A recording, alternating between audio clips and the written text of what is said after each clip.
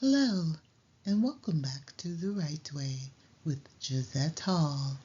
In this segment, we will discuss Rephrase That, Part 6, Replacing Overused Words in Writing.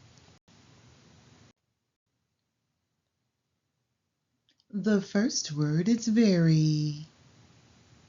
Some synonyms that can be used to replace this commonly used word is exceptionally, remarkably, and profoundly.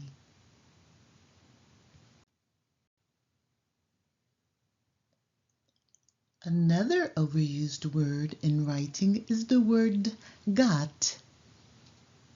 This word can be replaced with obtained, acquired, received.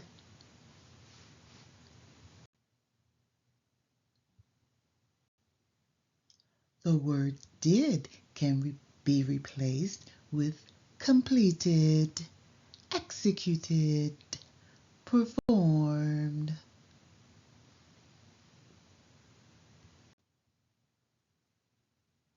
Try writing sentences with the synonyms provided in this video. Thanks again for joining The Right Way.